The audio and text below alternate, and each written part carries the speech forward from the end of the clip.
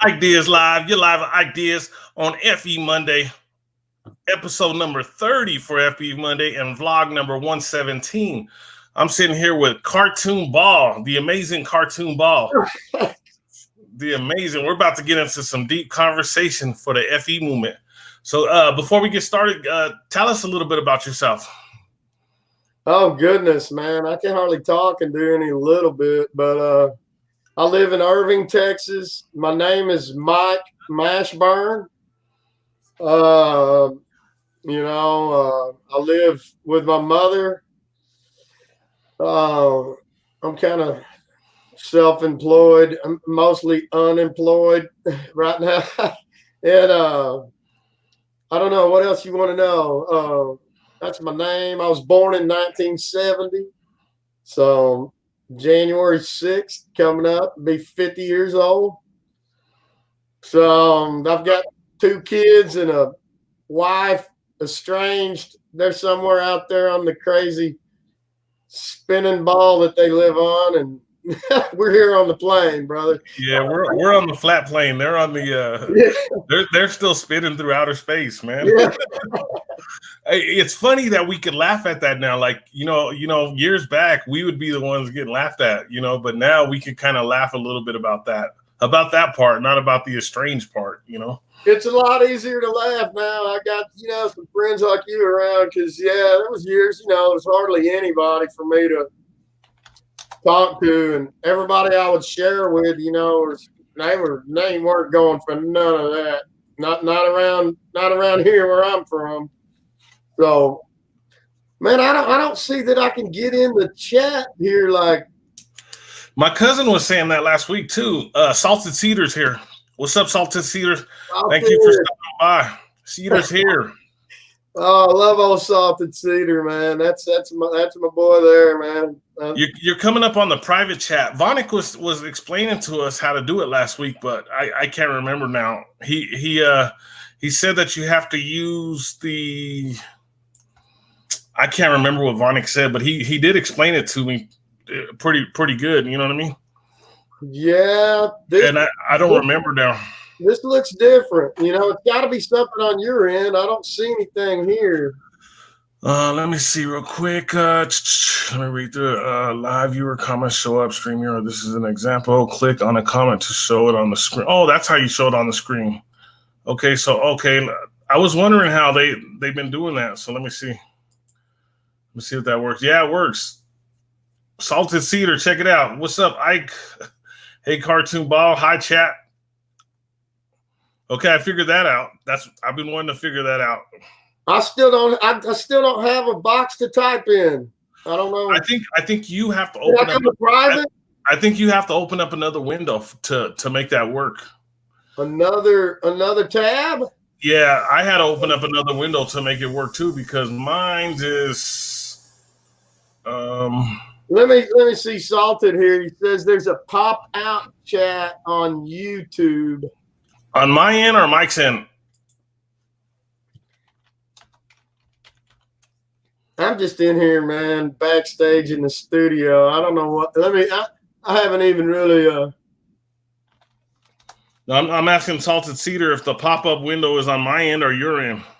Yeah, I'm sure. I'm going over to YouTube now, and I guess I'll kill the volume. Online retail, where everything. And then I'll be in chat there. Here we go. Thanks, Salted. Okay, here we go. Let me.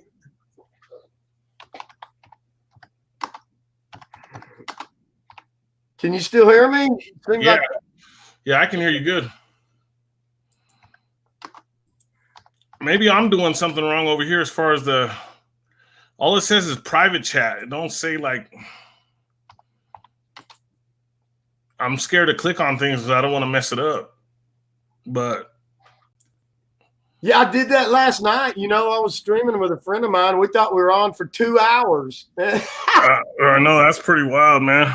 Well, some people came in the chat and this and that. It was all right, though. We were, I've been trying to familiarize myself with this, and I messed up something right there, but I was on a couple of hours today. It was successful. I knew what I did wrong, but Yeah. another window in YouTube, use pop out chat. I don't know about pop out chat. I'm still not quite understanding that, Salted.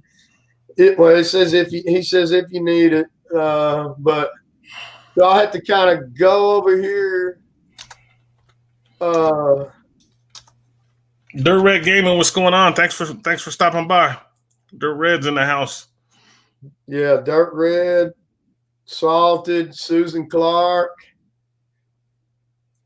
and Long, Kyra. I guess is that how you say it, Kyra? Yeah. But there's a delay, so I'm looking kind of funky here. It's weird, when I'm on the YouTube doing the chat, I see myself way behind. The delay is pretty big, but you have to use another device or open another window. There's 3 dots next to the live chat. Push that and choose pop out. That's what Salted Cedar is saying. Another device or open another window. I've got a tab, but he's saying a window. There's 3 dots next to the live chat. It's all right. We'll just get into it. We'll figure it out as we go. I think we'll be pretty good. I think we got the screen on. We're talking. They can hear us. So Ike Diaz live with my co-host tonight, Cartoon Ball. It goes down. This is the place to be. All right. So tonight, what we're gonna do is it's FE Monday, and what I like to do with the co-host that we bring in is I like to ask them questions about their.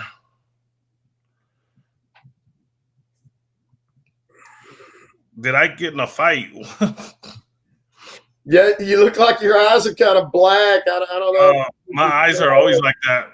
Yeah, my eyes are because I have really bad allergies. I'm using the Navage now finally, and that thing's a miracle worker. If you would have heard me on live streams a couple months ago, you'd have been like, no fights for me, man. I don't fight, man. I'm not. That's good. I used to walk around with a bunch of real black eyes. That's pretty crazy, man. Yeah. So I don't know. It's Trevor Thinks Truth Masters that asked me if I got in a fight. Oh, that's Trevor Thinks Yeah. Truth Matters. That's it. That's a friend of mine there. Truth Matters. Yeah. Yeah, he's good. He was over at my house a few days ago. We met at FEIC here. Yeah. We're a couple of DFW locals here, man, from Dallas, Texas. Man, that's cool, man. Thank you, Salted Cedar. I appreciate you helping us out. I had to open up what you like. Salted Cedar said I had to open up that second window to get into there. So yeah, let's get into this. Ike Diaz live. What I want to ask you first, Mike, is what was your start as far as getting into the FE community? The start. Do you remember the day it started? No, I don't remember the day it started. I really don't. I even, I can't remember who it was, but the way my memory is it was Math Powerland, Matt Bolin, and I came across him in Flat Earth, A-hole, and quickly found my way to like Dubay and some others. That was way back, and my memory's kind of, wow, because that blew my mind.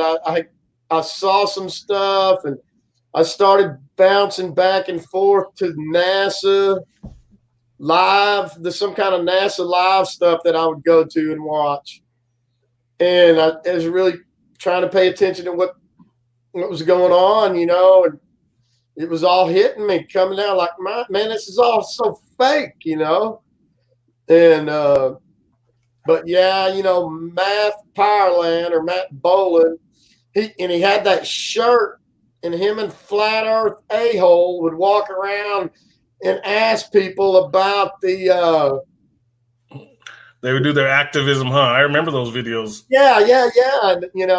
And I was going back and forth between this some NASA live streaming from the ISS and really, and I was really digging into NASA at the same time, trying to, and man, then you hit Dubai and boy, now he brought it all crashing down. Really, I think for a lot of us at the time, I don't follow him anymore, really, or anything like that. But and I at one time I had his book, 200 Proofs, but that kind of went away. I lost a lot of books along the way, kind of personal reasons. We might get into it later. It's no big deal, but so yeah, I had crawled in the crawled in some kind of room with Math Powerland and Eric Dubé and all those guys, and it was over, man. The spinning ball came to a crash, and there I was, man, scratching my head. I had another friend at the time. He was kind of on the same journey, but he disappeared pretty quick for a long time, and it was just me. But that's the way I kind of remember it right now. So let me ask you this. I went through this, and I know we talked about it. Did you go into any kind of depression or anxiety over this? Oh, my goodness. Yes. It was a whirlwind of, emotions, just like I'd never. I mean, yeah, this is the biggest life-changing moment for me. I was 44, 45 years old then. I'm nearly 50 now.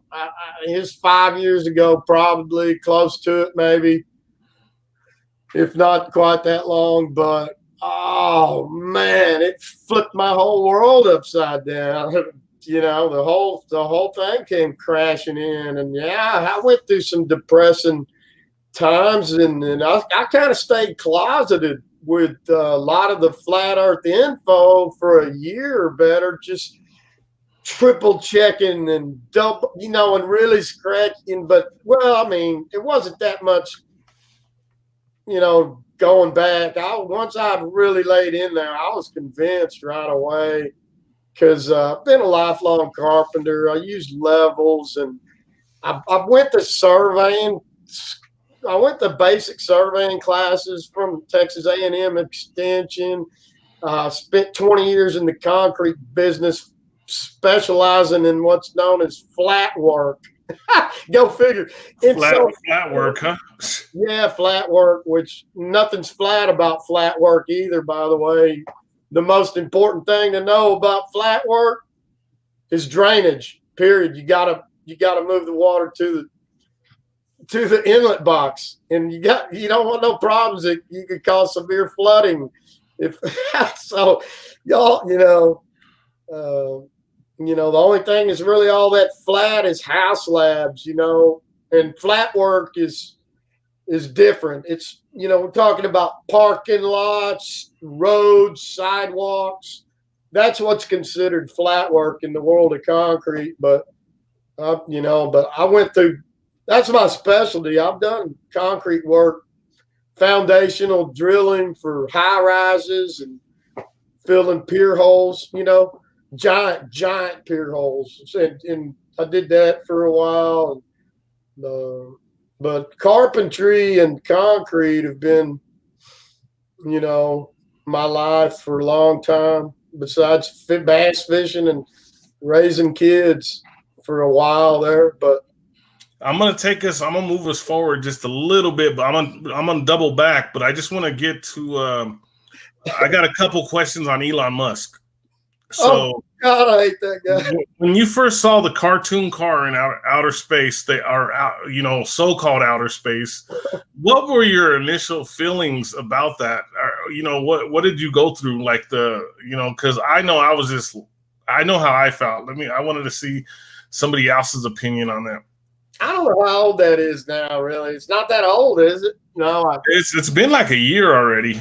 About a year, yeah. Oh, man, I just think, gosh, what a joke. The whole vacuum of space is just, and nothing about space to me is real anymore at all. I mean, there's the firmament that ain't nobody going through, not in my opinion, anyhow. And then we couldn't have an atmosphere here without that. And there is no vacuum of space as they tried to teach us or what we've seen in Star Wars and Star Trek. Ain't none of that real. So, I mean, and that has got to be the worst CGI, some of it I've ever seen. And anybody that, they tell us about these temperature. If anything was true about it all, there's no way the paint, tires, none of that would make it through none of it. And the real vacuum, I mean, everything just it would have all crushed. So it was so laughable. I just had to bring it up with you because I could just, in my brain, I'm sitting there laughing in my mind, and the thoughts about it, still to this day. The reason I bring it up because I got some cousins. They're probably listening right now. They follow Elon Musk. They believe everything that he says. Right off the car at these extreme temperature changes and stuff. I mean, if any of it were real, I mean, how do they? So I mean, it's just laughable. I can't even take listening to Elon. To me, and I probably talk, but he just talks like a Nimrod, and he's weird, man. Totally. I did a video on Elon Musk a couple times, and I think that he did take the neural plant or the neural lace, because if you watch his interviews, I've watched several of his interviews, and he has a delayed reaction to all of the questions. It bothers me, man. I mean, there's something going on with that guy. It's not.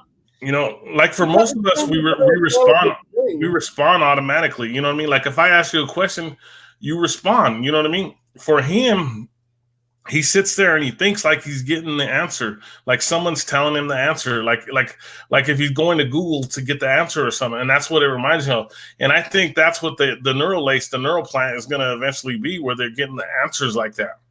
In my opinion, No, I mean, that's an interesting point of view you got there, because something strikes me real, oddly about, his demeanor and the way he talks. And seems to, maybe that's what it is, some kind of little delay, and his speech doesn't seem nearly, as intelligent. I mean, he just seems like a, like a 10-year-old sometimes. Sometimes, yeah, it's odd, man. I haven't been able to really put my finger on what bothers me so bad about him.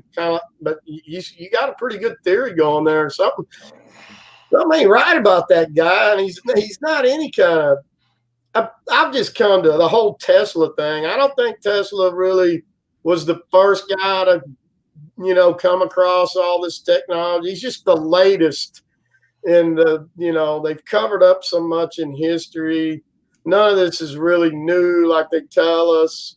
That's why I thought the Stavely live stream was so good today, because he had Martin on there who does the Tartarian government, he talks about Tartar, and from my understanding, Nikolai Tesla lived right next to there. So that's where a lot of people think he got his technology from, so going back to Tesla for a second. But I want to get into some fun part, something I missed, because a plane, I know I talked to you a little bit about my plane situation going to Dallas. I was really excited to go to the FE convention. I didn't make it, and it hurt my feelings a lot. But let me know how you felt about going there and what you took away from that.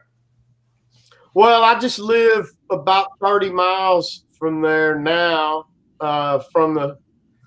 from Frisco and where it was at. But so I didn't have a ticket or money to buy one, even if I wanted to. So I did want to, but the last couple of months hadn't really worked out for me, financially. So, but I told a few people I'd meet them there, and I went and hung out. I met a lot of great people,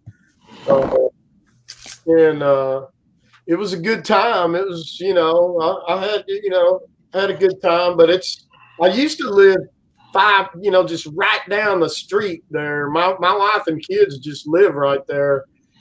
But now I'm back over here where I grew up, more or less, in Irving, which is about 30 miles from there. And so, no, I just drove over there and hung out. That's where I met Trevor Thinks Truth Matters and Clouds Behind the Sun. That's another channel out there, Alex. I think I've seen that channel, Clouds Behind the Sun. I think I'm a subscriber there.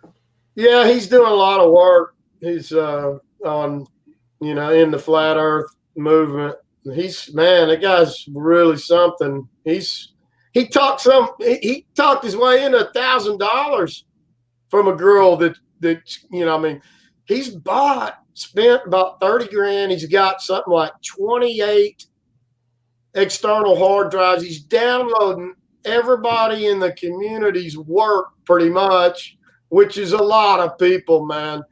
And he's got some plans. He's got some plans for. He's in Tulsa, and he's got some plans for his own convention coming next year. He's trying, and the coolest part about it is just yesterday, I was on with him, and he has this a real 1611 King James Version Bible, I suppose. I've seen it just like me and you, like this on StreamYard. It's unlike any book I've ever seen. It's really old. It's not like any Bible I've ever seen. That's like 500 years old, man. So that it could be real fragile with it.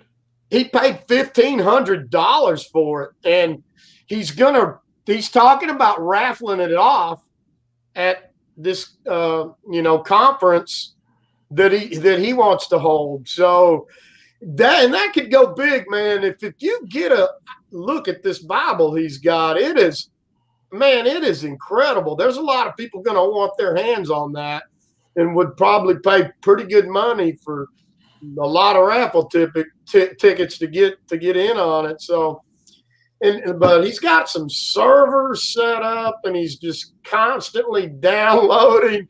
It's almost freakish, man. He's a Russian guy. He's Russian, and he's a very unique person for sure. And anyway, he's had some content, today. Matter of fact, it was really good. It's weird that you say that, because I actually don't download my videos on the radio station. We download everything, but on this I've never downloaded.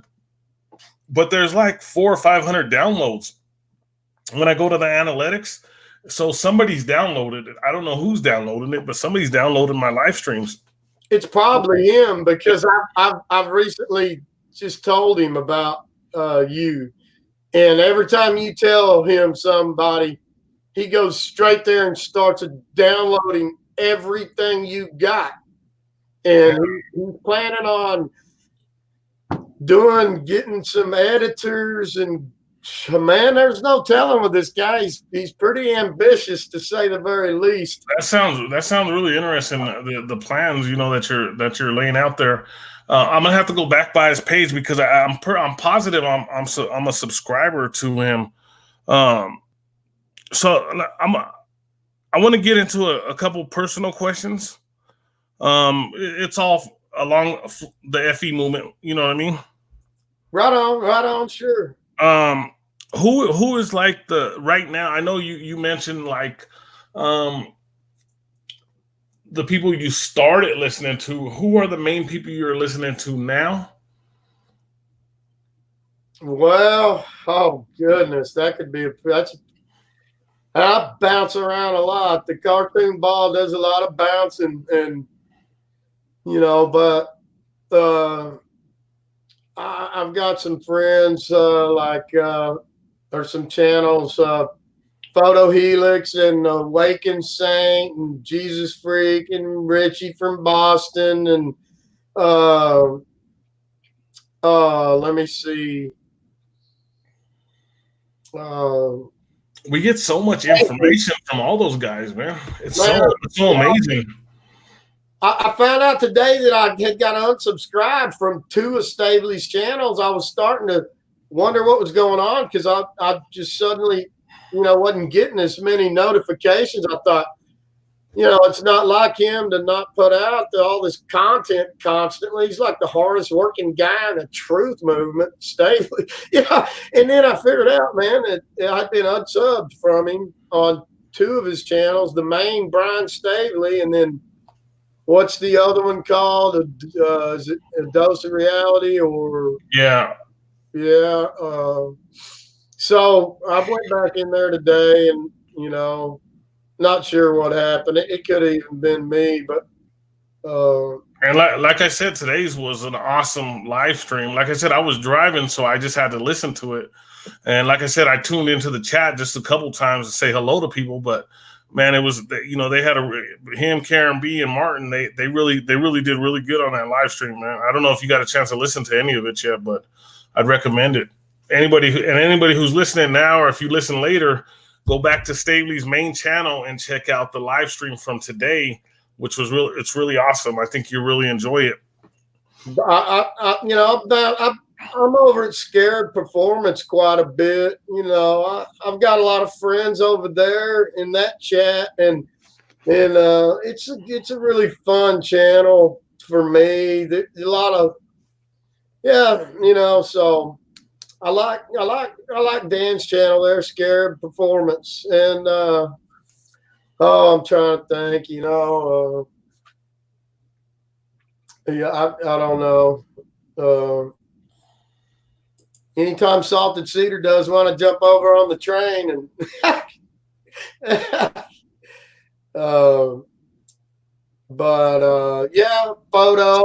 photos, Photo Helix is me and him have got to have a little bit of a friendship going. Oh yeah, you guys had a great live stream. The hot seat, man. I watched that whole live stream. It was a really good. You guys did really good on that.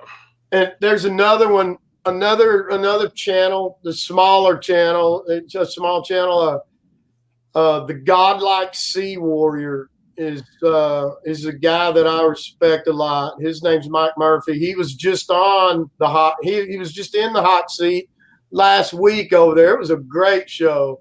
And then Jesus Freak Computer Geek. Did I say that? I watch him, and a lot of bouncing for the cartoon ball though. Yeah, guaranteed, man. So, kind of on the spot, still kind of a personal question. Off the top of your mind, what's your favorite scripture that you'd like to present to everybody right now, if you don't mind me asking? You don't have to read the whole thing. Maybe just like how we always talk about Ephesians 6:12, or just something like that. You know what I mean? So because what I do is, like, every time somebody gives me a scripture, I always go back and read it, study it. Yeah, that's one of my favorite. In Amos 11. If you want one that's pertinent for the holidays, I can give you one of them. Jeremiah chapter 10 is a good one. That's pertinent for the day. We're the unholy days we're in here. You want me to read it? I got it handy. Yeah, you can read it. Go ahead. If it's there's a guy McCoy. This is not one of my year-round favorites or anything. It's just do you know a guy McCoy? No Guy Fawkes, but there's a guy McCoy. He says, "What's up?" Oh, Ike dog. I don't know. Maybe I can't. I can't remember the name. If I do know him.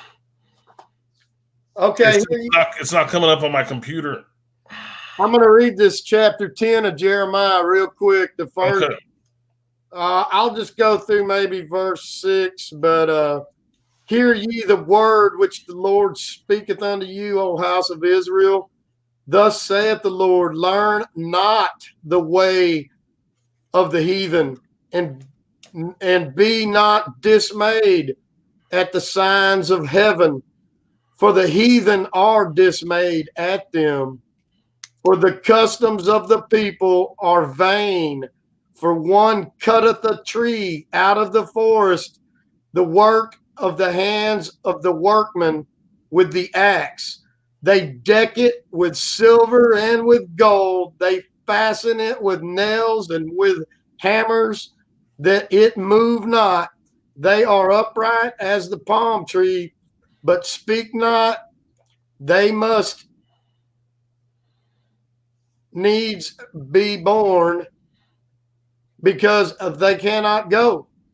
Be not afraid of them, for they cannot do evil, neither also is it in them to do good. For as much as they For as much as there is none like unto thee, O Lord, thou art great, and thy name is great in might. And it's talk about the Christmas tree right there, if you didn't catch that. Yeah, yeah, that's pretty deep. Don't get into heathen holidays, man. Yeah, remember, well, I talked about it with you a little bit about, like I just don't celebrate no more. But No. you know why, Yeah. So we're about halfway through right now. Do you want to take a real quick break, and we'll come back in about a minute? Okay. All right. I'm gonna use the bathroom real quick, and then we'll come back and we'll I got about 5 more questions for you, and then we could when we come back, because I want to take a real quick break, but when we come back from that real quick break, do you want to do your experiment for us with the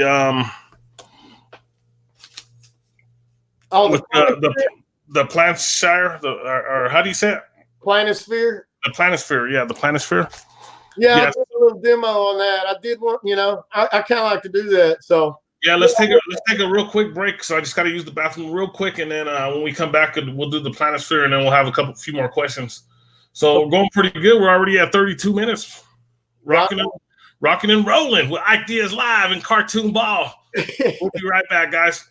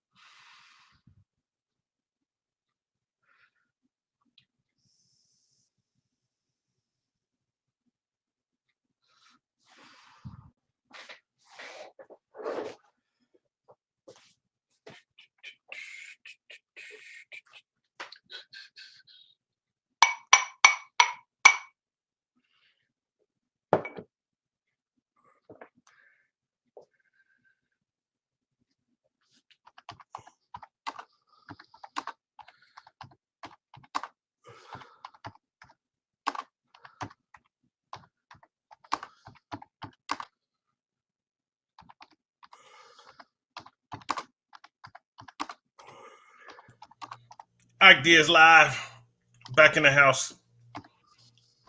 Cartoon Ball, my co-host tonight, Cartoon Ball on Vlog 117, FE Monday, number 30. You back with me yet, Cartoon Ball? Mike? I'm coming. Can you hear me? Yeah. Yeah, give me just a second. All right. So when he comes back, he has a great experiment or a great presentation. I do with my glasses. Oh, he has a really cool presentation that he's going to be doing for everybody. So if you listen now, or if you listen later, or you watch now or watch later, make sure that you record this part, because I think you'll really enjoy it, because and go out and get one of these so that you can do your own experiments or your own so you know what he's working on. which is pretty cool. Okay. Let's see here. Man, I need the right glasses. I get blinder as the night gets. No, I gotta put my glasses. We're getting older, man. The later it gets, the more blind I get. We're getting older. Ike Diaz live with Cartoon Ball. We're doing it. It goes down. This is let me okay. This is a Firefly Planisphere. Invaluable for both beginners and advanced observers. Okay. And it's got, what is that? It calls them planetary tables. But, you know, it's a disc, you know, and right here, I gotta kind of now. Well, let me show this part first, so you can kind of. Okay, give me a second here to get it level and straight with the camera. Now, this is actually for latitude 42 north, USA and Canada. I'm actually on the 33rd latitude north, but here in Dallas, but I'm 33, huh? Yeah, right on 30. He said 33. I know. You know, somebody's gonna make a video on us with that. Oh yeah, I'm out of there now, man. I'm Illuminati Freemason. Shows the positions of the stars and constellations for any hour in the year. Okay, and you'll notice here is starting midnight, and it's 24 hours around this, and it has a window, and that's what's different depending on the latitude you're at, because when you're looking, that's going to be, you know, Polaris, the North Star.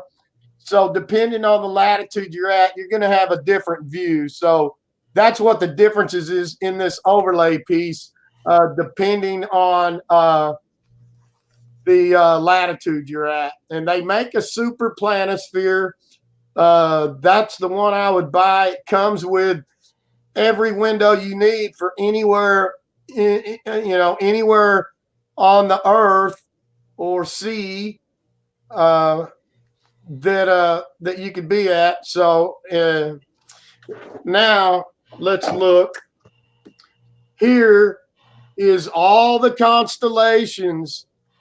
Of course, the center being Polaris, and little close-up view, you can see all the constellations you see above right here on this thing.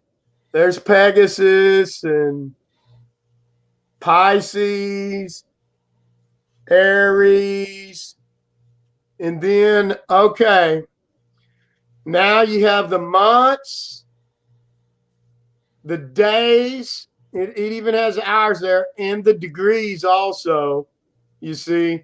So what you're going to do is turn now would be to December the 16th, right? Is that what day it is?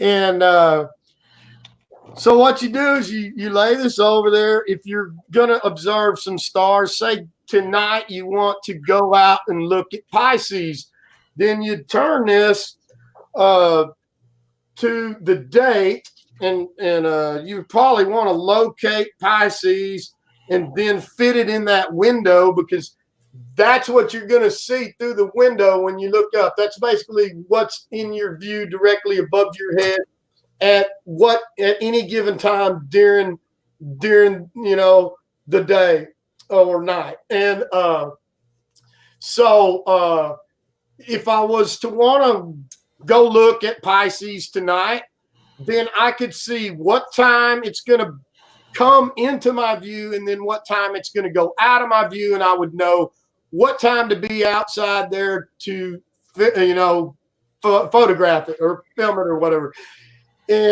But if you're just wanting to know, okay, well, I'm going to be out tonight the time that you were going to be able to say midnight to 2 a.m., you could just go on here and kind of look at you can go back between midnight and 2 a.m. and you'll be able to see, what's going to be above your head then. So kind of depends on how you want to use it.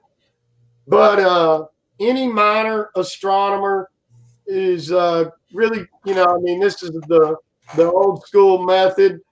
And why don't they use these in school, right? Yeah, definitely. The 50 years I've been alive, every time I go outside, it's always the same constellations and stars now that I've been seeing for 49 years, man. And they don't show you these, but they do exist. You can get one of these on Amazon. A Firefly, I think Philips, like Philips, who Philips, the company Philips. Yeah, I was going to ask you where you get it from, and if you have the link that you could put in the chat. Well, so that people could pick it up, because I think that a lot of people we're going to have tons of people listen later, because that's what happens every time I do a live stream. We have tons of people listen, and I think they're going to want to get that, Yeah.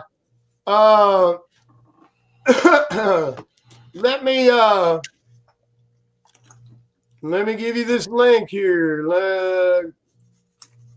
Let me go back over here to the chat, and then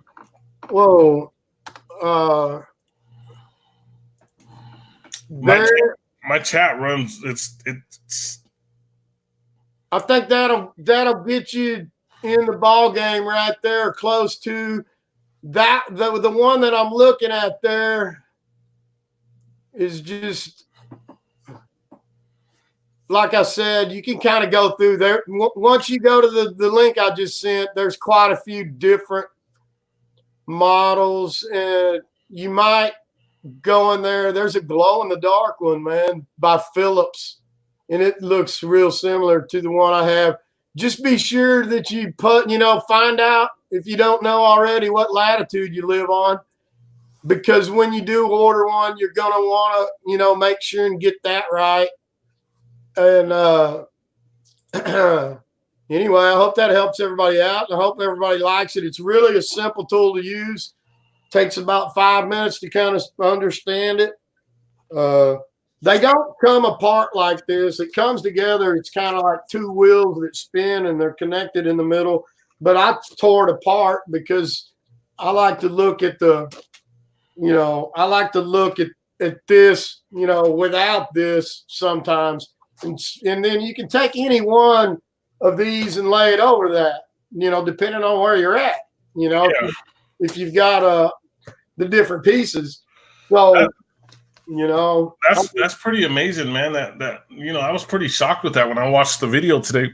The accuracy is pinpoint, man, and we haven't run across all flying and spinning through space for 49 years, supposedly, but we haven't run across anything outside of this ever. No new stars.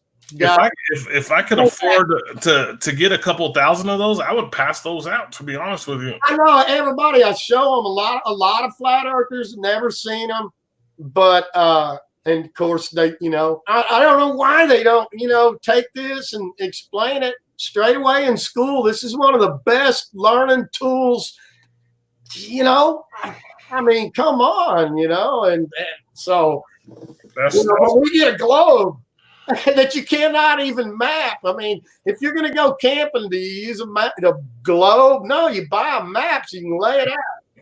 And that's why when they sell the heliocentric models, they say this is for decorative, not educational. Oh man!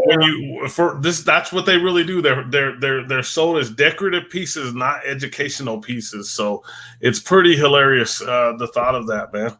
Hi, Morgan. I was shouting out. Anybody says hi there? I see. Hey, Beth. Thanks for coming out. Yeah. Beth. We're getting quite a few people for late notice. Like, we didn't even put a notice out. Like I wanted, we both wanted to do a video. to let people know. I know we would have got way more people, but this is pretty good.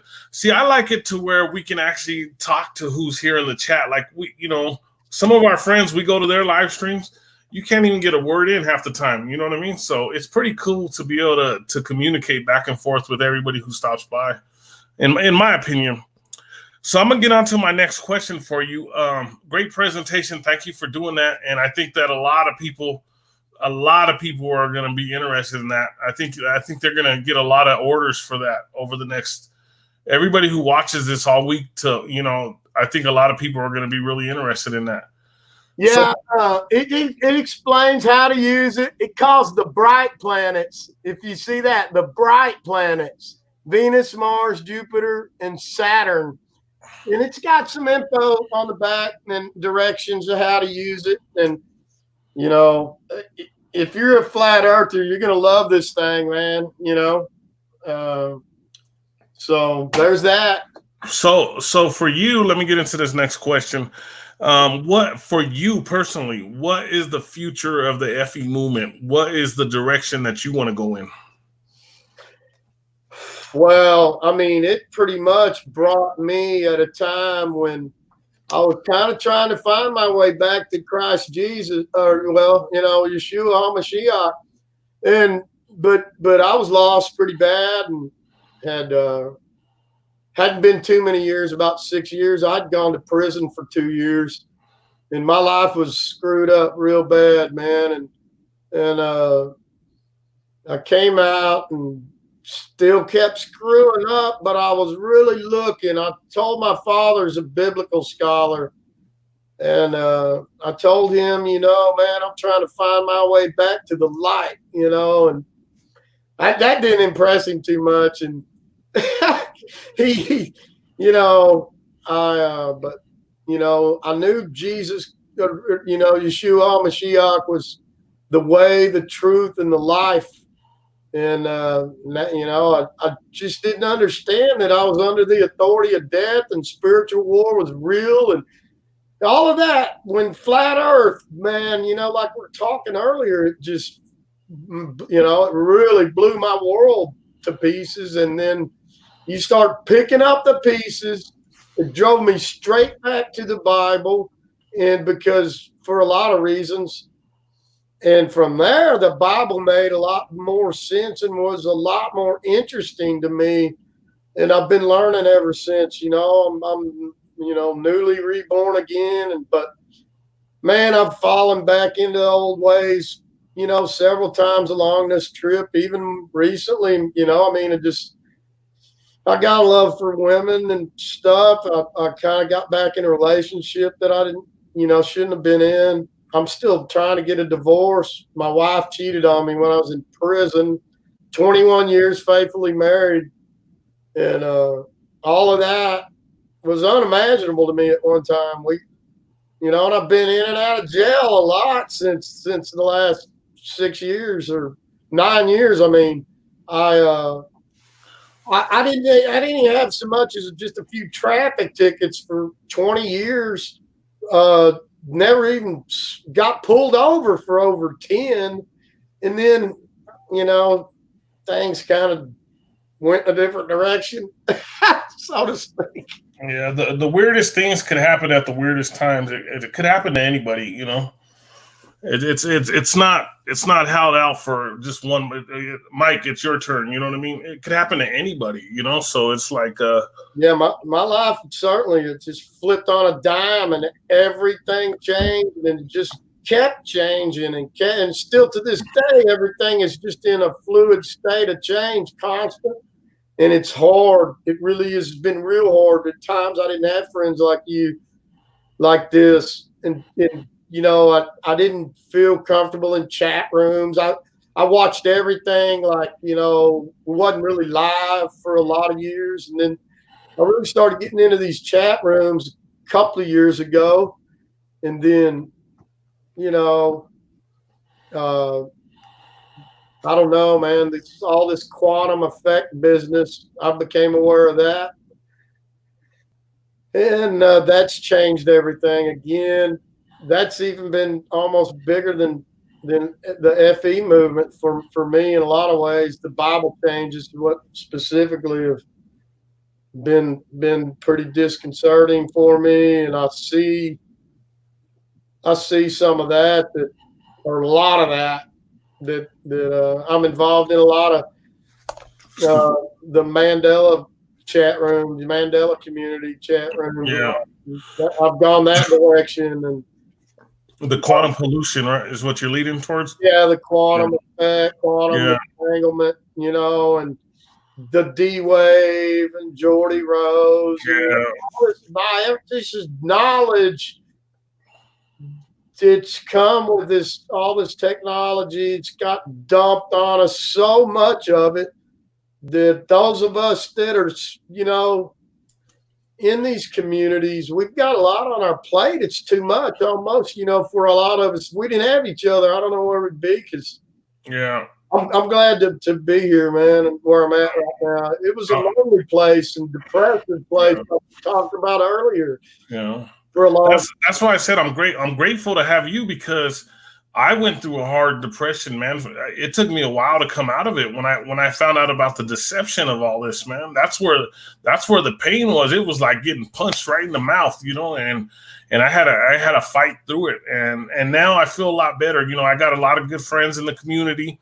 I communicate with at least once a day. Somebody hits me up and said, "Hey, Ike, how you doing?" You know what I mean? Or what's going on? You know what I mean? From the community. My own family don't even do that, except for my kids. My kids love me, so they talk to me, daily. But the community is what's really helped out. What about Rafa? How you doing, man? Team Thanks for being here. Team Flat Earth. Reggie's in the house too. Rafa. Yeah, Rafa hasn't been here for a while. He usually comes every live stream. He's He's in the FE community from the Philippines, man. Come from a long way. Yeah. Good to have you in here, Rafa. And that's a long way off. That's awesome. Yeah, I see him on RFBs. I see him all over the place. I mean, I got no idea what the Philippines are like, and it's great to see somebody over there.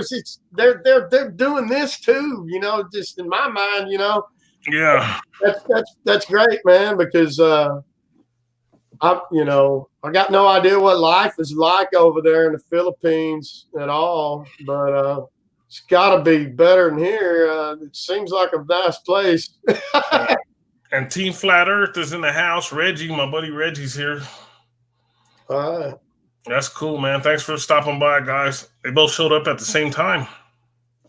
My chat must have been on delay because I got the chat room here. I got like 10 new messages came in all at once. Mine's is on delay on this computer. I just know I noticed it last time when we did the last live stream. So I guess that's the way it's going to be. I'm just going to have to wait for the questions to come in. So if I don't see your questions right away, if I don't respond, it's not because I'm ignoring them. It's just that they don't pop up right away. So we got into your feelings about the FE community and where you're going. Let me ask you about clear that up. I mean, I don't know where we're going. It's crazy. There for a while the community seemed splintered and everybody attacking each other. That was going now. It's a little better, I think. I don't know if you all see it, but so that leads into my next question here. Surrounding us, where do you think this community is going? Where do you see this in the future? What's the outcome for this? Wow, man, that's a question I can't really. I don't know what the future is. Hopefully we can make a difference in the future and change, kind of steer it a little bit, because we're controlled in a lot of ways. I think, they've used us all along, and I feel like the powers that be are probably responsible for dumping this and then controlling it in certain ways.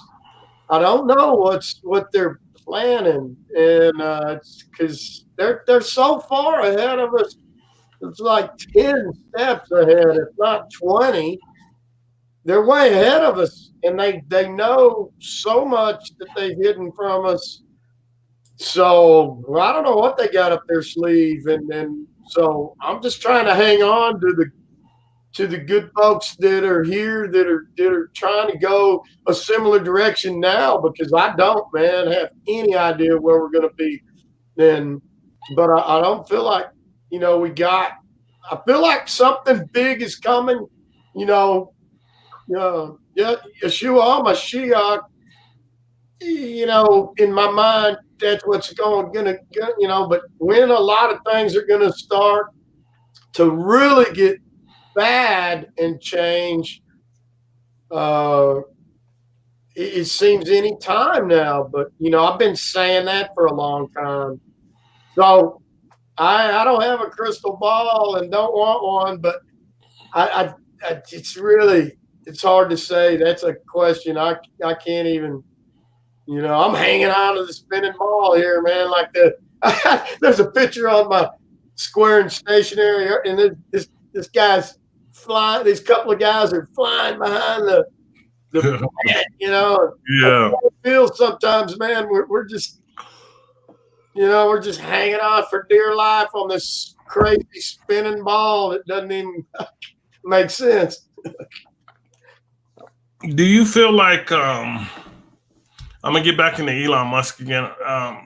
I bring him up a lot because, like I said, my cousins, I know they're listening right now, and like I said, they follow him like he's the greatest guy in the world or something, which I don't think so, and I know everybody in the FE community doesn't think so. So we're not going to Mars, but he keeps claiming that we're going to Mars. Do you feel like they're gonna be like FEMA? Camps. I don't want to say that word, the bad word, but I think you know what I'm reaching for.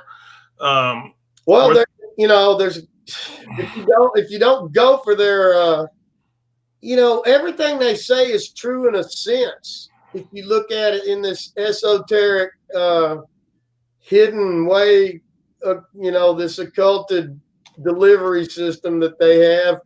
They're telling us what we're going to do for real, because we're going to Mars, man. However little Mars trip is, we're going, buddy, and they're going to make sure of that, and they're going to take care of all the folks and make sure everybody has a nice little trip to Mars. I can see this coming, and the rest of us, we're. I don't know. We may end up being in re-education camps, for lack of a better word, because we're going to be like this resistance. I consider us a resistance kind of movement of the resistance community, and I see it. I see it coming. There's going to be some dark days ahead. That's what I'm looking at. That's what I think. But yeah, we're going to Mars. We're going to Mars. Ike. Come on, boy. I'll give you my Trevor thinks. Trevor Matters says many in the watching community are looking to the 21st or 26th for something to happen, but it probably won't. So I think he's probably talking about like an event. You know what I mean? So I think that's what is that what you're getting at, Trevor? Trevor thinks. Truth Matters. Oh man, Trevor lost his wallet. So my thoughts on that. Almost Amen. all of the Rapture watchers are still under the globe spell. Yeah, there's so many people under that spell. It's amazing. It shocks me because they won't come out of it. So the other thing, like this Mars thing, the way I see it is yeah, they're gonna put all these people on ships and say they're sending them to Mars, but all they're gonna do is keep them here on Earth and relocate them to some land that's already work camps basically. So they're gonna relocate them, tell them it's Mars, and have them on these work camps and lead into the other word, the word I didn't want to say, the D word, because it's an algorithm word. So I wanted to stay away from that. And I think that's where they're going with that, because they want to reduce the population, and that's a start for it. You know what I mean? Because people are going to get to those work camps and they're going to fall out. You know, they're not going to be able to keep up with it. You know.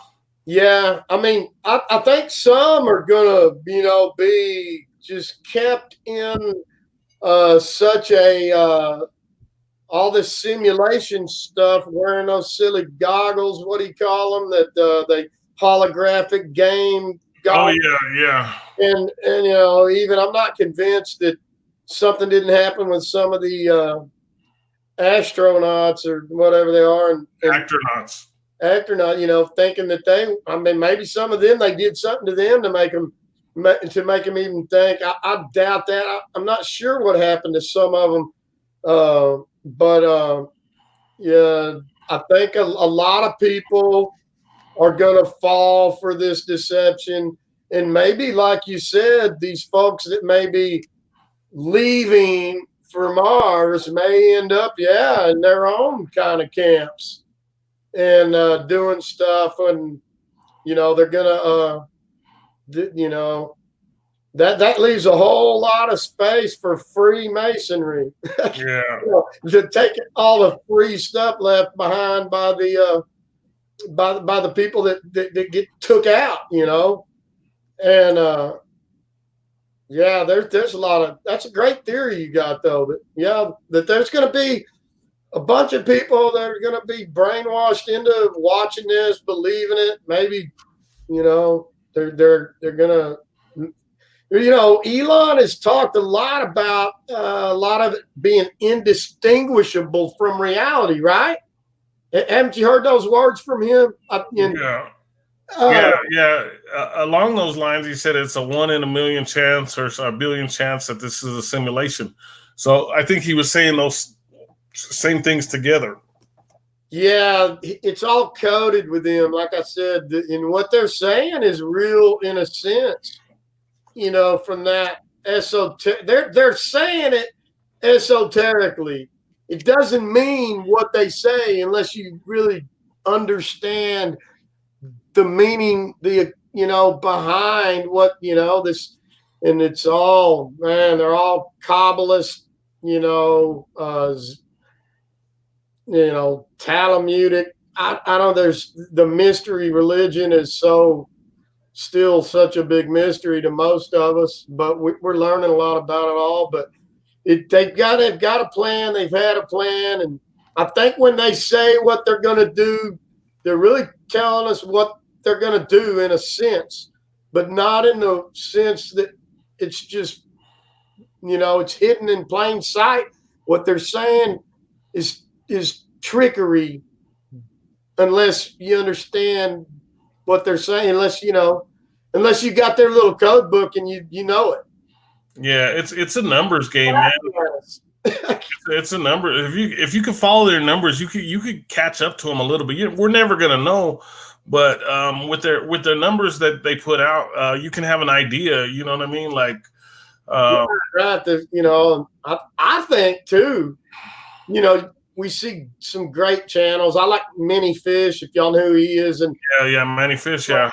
I mean, there's so many people that have decoded or at least come really close in a lot of their plans. I think have been thwarted or killed, but like we would have already had another 9/11 event possibly, but there's so many people come on, and I kind of thought that's what was going to happen with this big YouTube purge, and then they were going to get it back to more dead silent and just straight propaganda long enough to where these guys that are really figuring it out and getting the clues close won't be able to put it out there, because I've seen where some stuff has happened that some of these guys were dead on close, but not quite, but close enough that they probably couldn't pull it off because that would have gone out publicly. So I think they're trying to stifle this info, stop it now,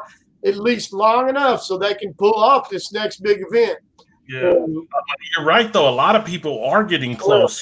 Just like with the P900s, P1000s filming the moon. It's plasma. You could see through the moon, and people still deny this stuff. So it's like it amazes me that they don't, that they don't believe in it. And I'm like, it's right there in front of your face. I got a P900 and I could show people, and they kind of laugh about it. You know what I mean? It's a rock. China just landed on there. Yeah, come on. Yeah, there's no landing on none of this stuff, y'all. It's not really a material object. These lights in the sky are just that. They're luminaries as described in the Bible, and plasma or whatever it be. These, the sun and the moon, absolutely not what we were taught in school, and you cannot land on them. The fact is, I believe the sun is a focal point coming, from another source of light. And it's like Flatwater FE3 put out a great video today that explains a little. He's got a great presentation. It's a little complex for my tiny mind, but he's got that's Flatwater FE3, and the video title is "What is the Sun? An Interesting Possibility Indeed." That, apparently he put this out before, but I missed it. I don't know how, but I saw this one today, and everybody that's in here is gonna want to go see that, man, and see what he's talking about. Because this right here could be, I'm not saying, but it's a very workable, doable, reasonable, and I think a lot of flat earthers will make some sense of, what's going on, where it's happening, or how it's from. I've always thought that the light was coming from through the top of the dome, like God was the light, and then the dome creates, a much like a what do you call it? Not a microscope, but a little energy or something. When you look through the lens. Oh, the like a magnifying glass. Like it comes to a focal point. You see that little burning. Yeah, the magnifying glass where it burns it. Yeah. Focal point. If you hold it up, well, that's much like what I believe our sun is. I'm just not sure where the light source is coming from. As he describes it, it's coming from Polaris at the North Pole. It's not really something you can see, but it hits the dome and then causes like a reflection to a focal point. And that's actually what we see in going around the dome. I mean, quite frankly, clouds behind the sun, we've seen that with the P900s. But, I certainly don't think the sun is right there in the clouds. The sun is it's not something physical that we can see. And what we're seeing is just that. It's a focal point of light. And, so there's some theories coming out there. That's one of the best ones that I've seen that I like. And I think everybody, but it's pretty hard to wrap your head around it all. It works all real similar to this too, though. And you just start really, if you believe how God set all this, in the firmament, as the Bible says, and put them on courses, and then, Trevor thinks Trevor matters. He says that iPad Go decodes it on the 19th and the 21st. So that's interesting. That iPad Gold, I don't know if it's brought to us by people like us. I think it may be not at all by controlled opposition. You know what I mean? So iPad Gold is probably the most satanic video that one of them that I know of. And it is all satanically encoded. The J.K. Bugout has done a lot of great work on that, but he's about to give up because it hadn't really unfolded like he thought. But I thought J.K. Bugout did some great work on that. What do we call that cartoon again? iPad Goat. iPad Goat 2. Yeah, he pointed out some good. There's some good messages that he pointed out in those. You know what I mean?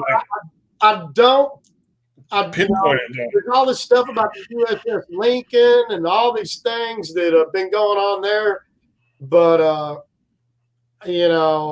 I have literally seen pretty good handful of people that have worked diligently and done great work trying to decode that thing, and it's still fairly mysterious. But J.K. Bugout, if you're not familiar with the stuff he's done what I've seen is some of the best work, but we're still now that we bring up iPet Goat, that's the only thing I've really watched from J.K. Bugout was the iPet Goat stuff. I've really never gotten to any of the other videos, but I'll have to check them out.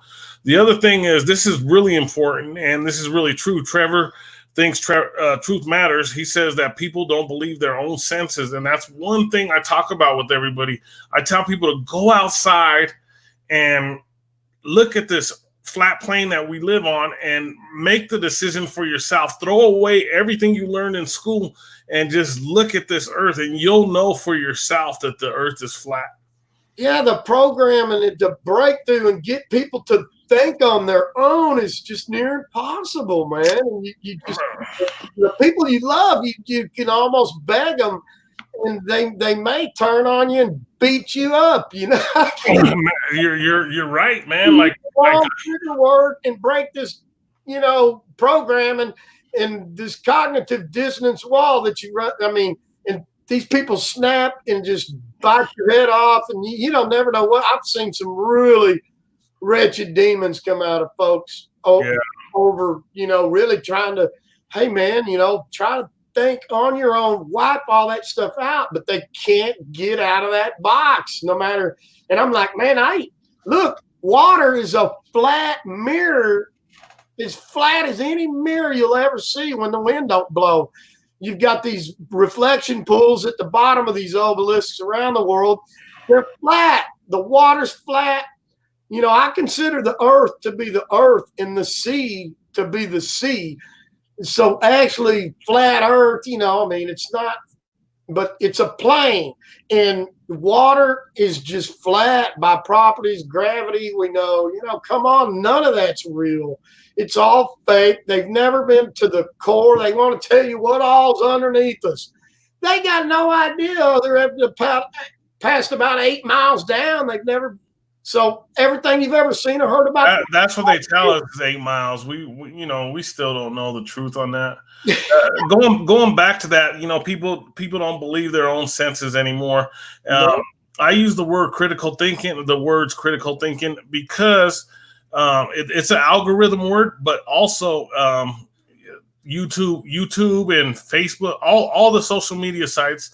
It's a bad word. It's two bad words. So, the other one, you can use free thinking, you know what I mean? So if you just use one or the other, you can make some decisions on your own. You don't have to listen to what's programmed through the radio, through TV, through any of this stuff. You know what I mean? So it's like,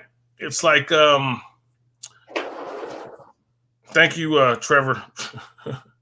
You have to go out and have to use your own thought process is what I'm trying to say, because it's getting to a point where it's laughable now. Like, it's reversed to, I don't want to ridicule nobody, but it's to a point now where we know so much information, and when we look at people who defend the heliocentric model, it is laughable sometimes, and you want to hold it in, but we've been laughed at for so long that sometimes you let it out a little bit. You know what I mean? Because I'm a nice person. I'm not going to make fun of anybody for their beliefs. That's their beliefs. They're going to stick to it. Just like I got my older brother who's always constantly bagging on me about the FE movement. You know what I mean? And yeah.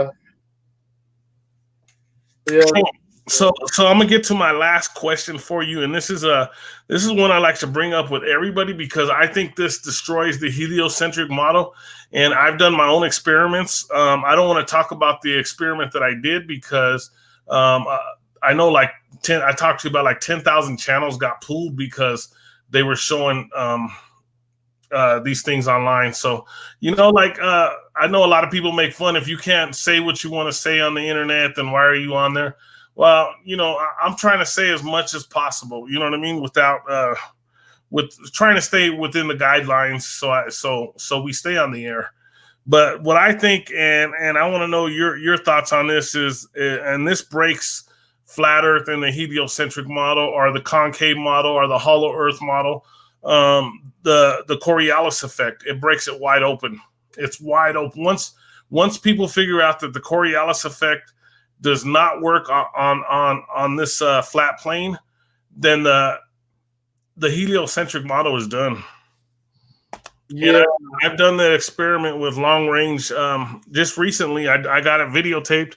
I was actually going to show the experiment on YouTube, but I decided not to because of the algorithm and the changes in the rules with them. You know, they took down 10,000 of those channels, you know, from my understanding. Yeah, no, man, I've got a guy that I followed, but it's been a while since I've seen anything. I can't even think of his name right now, but he was a gunner for the U.S. military. You know, he set these are long range cannons from like a carrier, or not a carrier, but what's the one that kind of protects the carrier that's got all the big guns?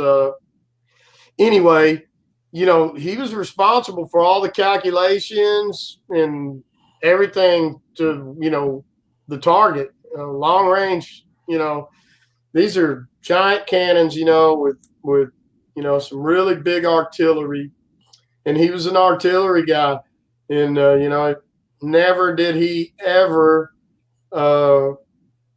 calculate in anything for curvature or Coriolis effect. All of that is a complete and total lie.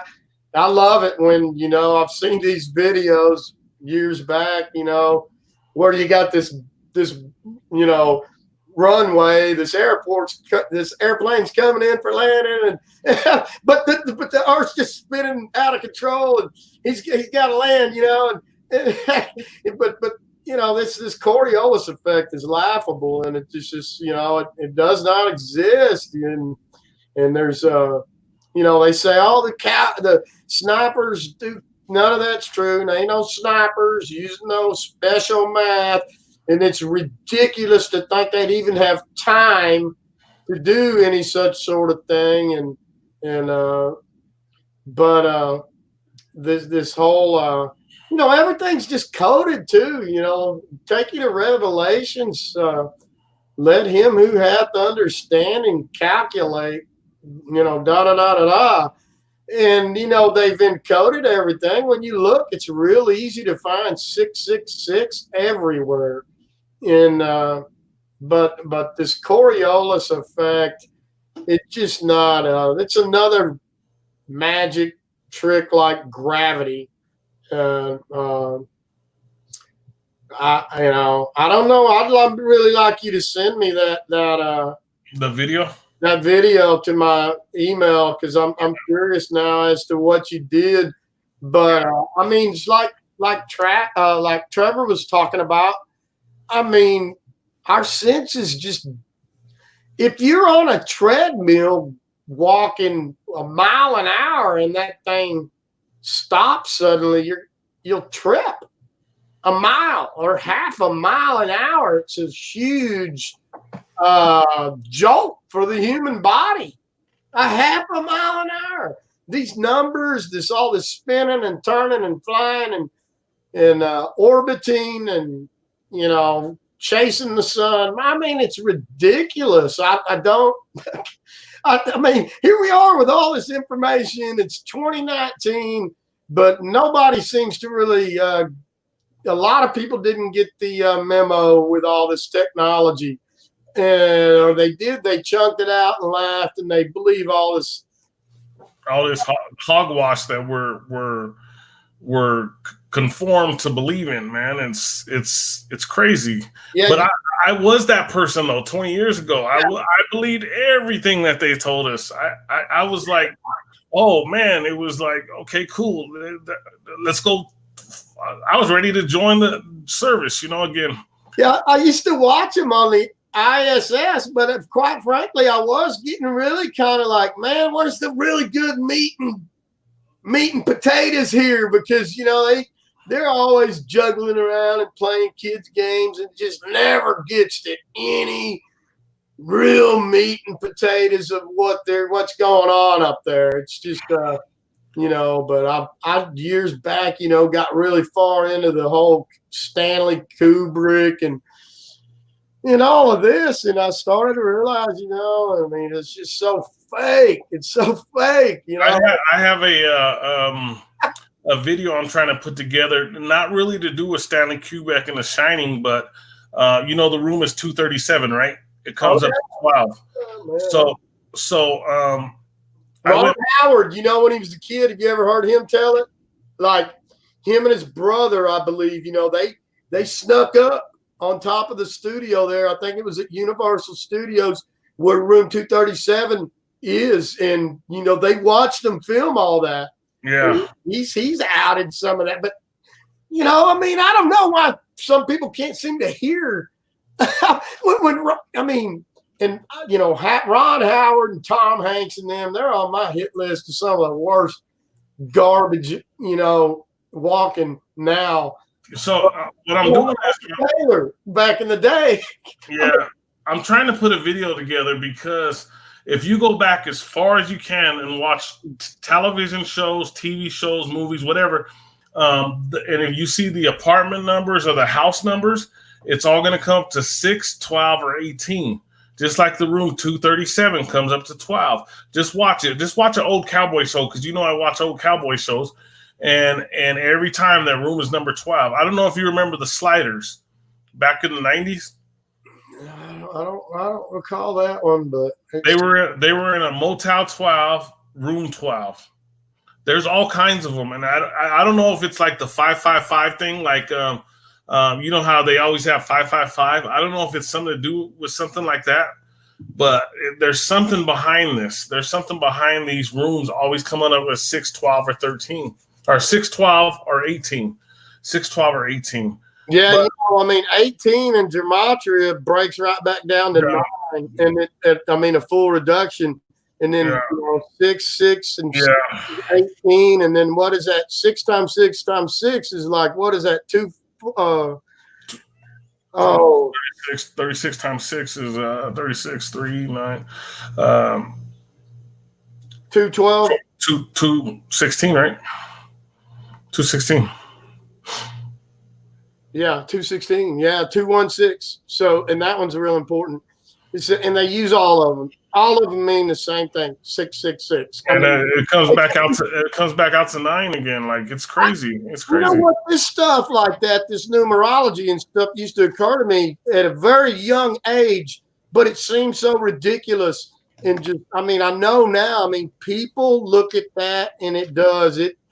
This numerology business they use. It's very real, but it is on one level so ridiculous the way they use it all. Nobody would really believe it, in their right minds.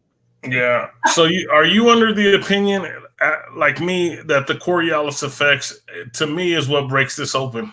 It breaks it wide open. If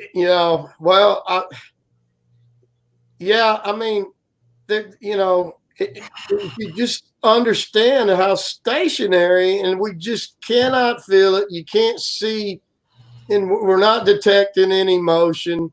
The full call, what is it? The full call pendulum. I've got a pendulum hanging right here in my room, and none of that ever moves. So I really have to see what you're getting at to really follow everything you're saying. But it does blow a lot of stuff out of the water for sure. And the other thing is, I got a friend who's a pilot. He's been flying for 30 years or something.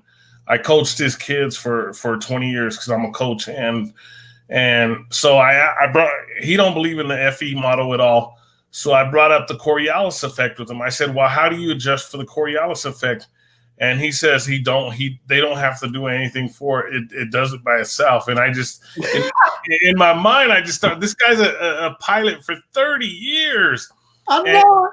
And he tells me that it adjusts for itself. They have so many controls that the controls just do it on its own. And I'm like, have you ever seen that video? It was like Neil deGrasse and the Snake Tyson, and there's a football field goal being kicked, and it just hits the post, right? Yeah. And then falls in, and there he is, old smarty pants, DeGrosse, whatever his freaking name is. And he's like, he tells that girl, you see, it's the Coriolis effect. It rolled that ball on in through the goalpost there. And, it's the most ridiculous one of those Coriolis effects that he lies tribute to this, or this. He contributes this field goal to the Coriolis effect. It's insidiously laughable. It's ridiculous. It's one of my it's one of my biggest hits. I want to reach through the screen and grab that guy by the neck sometimes, but yeah. Just like, we all refer to him saying the earth is pear-shaped. You know what I mean? Yeah, the pear, man. I've said it a million times. I know Salty's heard me say it before. I've said, I'm going to make my backup channel soon, man. I'm getting scared they're going to take me down, but I'm going to call it the cartoon pear. Yeah. that would be funny, man. Not the cartoon ball, but the cartoon pear. And, it's funny NASA keeps putting out the ball, yet you got him over here talking about a pear. And he's supposed to be the spokesman, Nobody's even seen the cartoon pear yet. We've all seen the cartoon ball, but where's the cartoon pear? I mean, NASA's really letting him hang out there in the wind. He's got his ball flapping in the wind on this one because NASA's not supporting his cartoon pear, But they need a fall guy, man. He's gonna be their fall guy eventually. He's gonna be the fall guy. You got a good point right there. I've never really heard anybody say that. That's a good point though, because there always is one, man, and they're gonna throw him to the curb, and I'll be glad to see that. I can't stand the guy. Him and the Wolves are gonna tear him apart, man. Going on all these shows, telling all these lies, man, and yeah, he must be making really good money, Yeah, him and Joe Rogan. Bro. I was going to say the fraudcast, you know what I mean? Because Joe Rogan actually sits there. I didn't want to say his name. I should have took that out. But he actually tells people not to use critical thinking while they're on the air, and they don't even realize he's telling them that. You know what I mean? I've actually watched him tell people they can't come up with their own theories, basically. Oh yeah, he's practicing a little bit of lesser magic, is what I call it right there. It spells the way he says it, though. I don't think he's up there enough that he knows any of this real hardcore satanic magic. But they got him practicing some of this little lesser magic stuff, and that's what most of them do. They throw up all their hand signs and one-eyed stuff, and it just goes on, and then they actually speak some of this witchcraft, the lesser witchcraft, I call it, and it just goes right. The flashing the signs. I've got some channels out there that constantly expose this and showing. But it's like it does slip subliminally past a person that is unaware. Yeah, and it seems to be. Yeah, it's just. It's hidden to you. You're blind to it if you're not aware of it, and he's taking advantage of that. Using this lesser magic to mind control people. It's just sounds complicated, but it's not. It works real easy, apparently.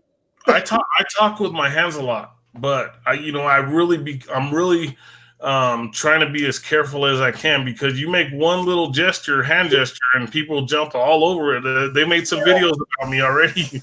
And I tell you what, too, that spirit a lot. I mean, I don't think a lot of people are even that aware of exactly, because back in those rock days, we used to throw them horns and throw, this and that. And I didn't even realize I was a part of that or doing that. And now I have to be careful because, quite frankly, if you got a kind of spirit that's moving through you, and sometimes it just comes flying out.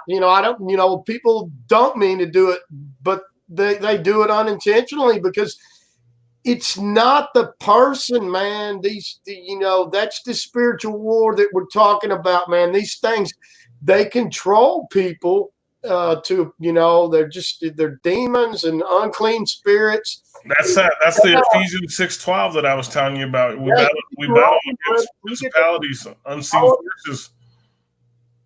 That's it right there. Just what you're saying.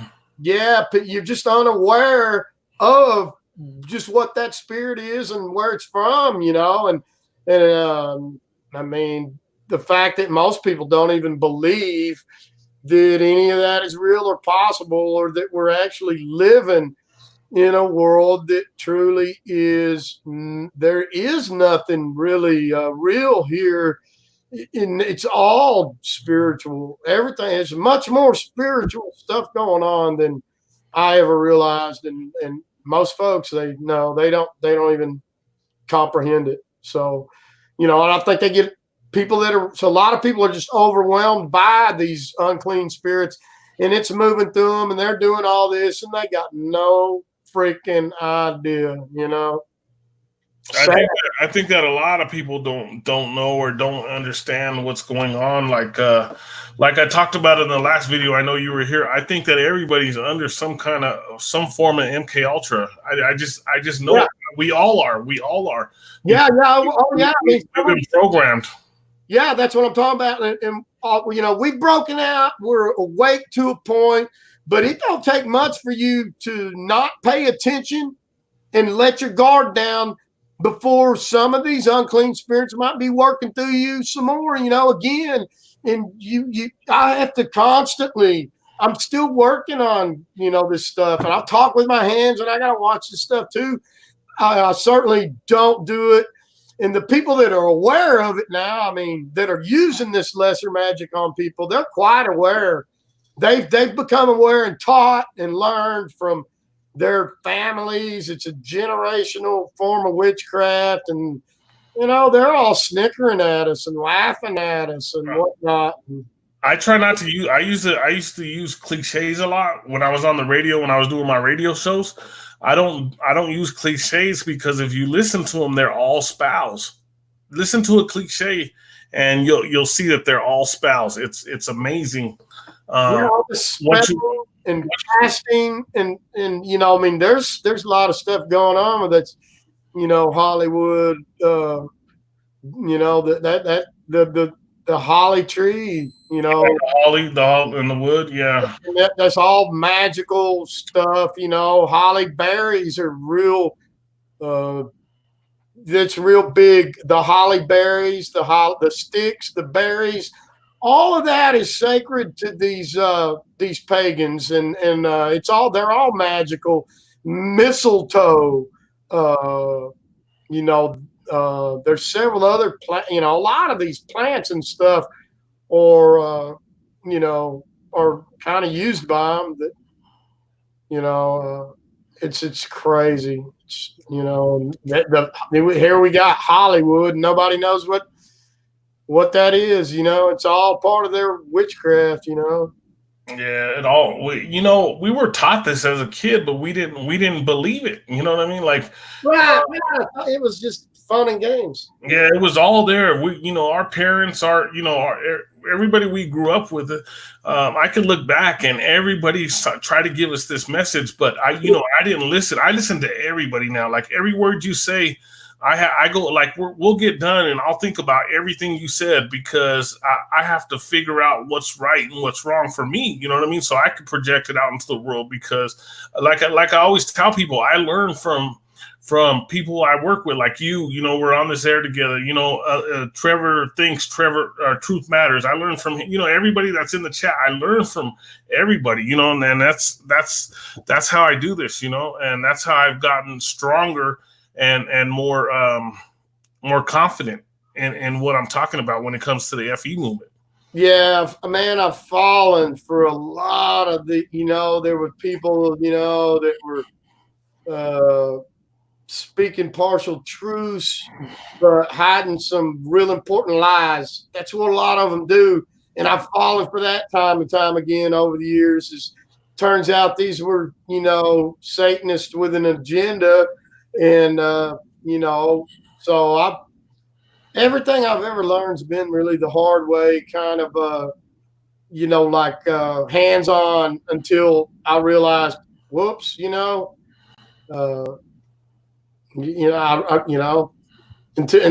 I burnt my hand on that stove, man. I I didn't believe that stove story.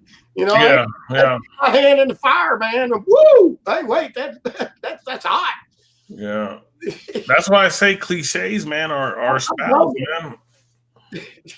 Ike Diaz live. Ike Diaz, you're partying with Ike Diaz and Cartoon Ball, my co-host tonight. It's been amazing.